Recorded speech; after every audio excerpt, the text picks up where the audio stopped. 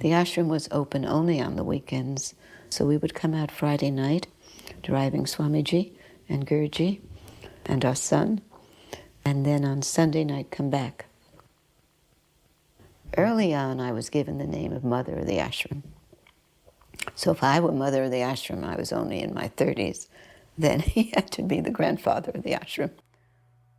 My memories of him were mostly of him smiling and laughing, because when he was with Sri Brahmananda, then Dr. Mishra, they carried on in Hindi, and they usually ended up in total laughter.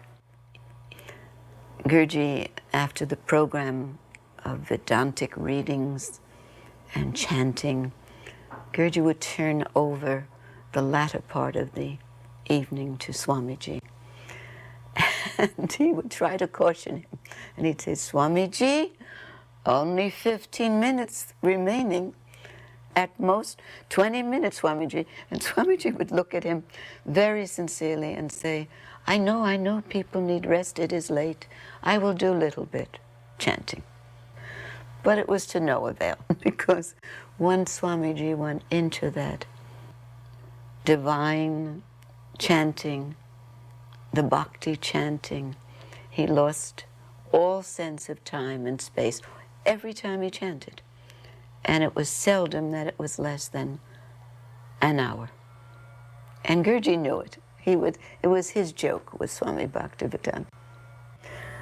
He was serious only when he was chanting or talking about Krishna consciousness.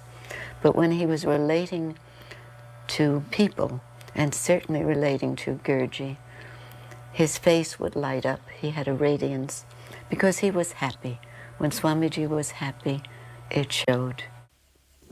He, I guess because he did a lot of traveling on his own, had become self-sufficient in the kitchen. And he also loved, absolutely loved, to make meals for Guruji. And he would make a lot of food. So we knew when Swamiji was cooking that he could serve about 20 people, although he was cooking mainly for Guruji. And we would gather around as he was cooking. We wanted to learn from him what he was doing. So we would ask him questions, and he wouldn't answer because he'd be totally absorbed in his moment-to-moment activity. And although we were in a happy mood because we were anticipating a lovely meal and being with the two of them, he just remained serious until the last morsel was being finished. And he was just one-pointed in everything he did. I always felt about him he was a deeply serious man, serious about life. He never talked about his past, his personal life. I did ask him once or twice, question here and there, and he waved it away. He said, not important. That's not important. And then I began to feel it wasn't important. What was important was what he was doing now. There's only once when he touched me so much, I asked if I could hug him. He said something like, why not?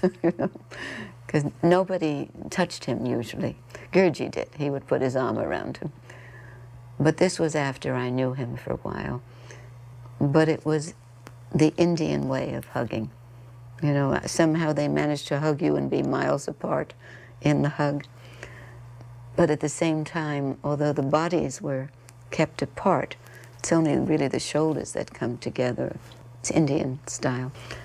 But I felt Swamiji's love. He was a tender man, he was a caring man, and an innocent man. And in the company of innocency, you relax completely. And so I was always relaxed with Swami Bhaktivedanta.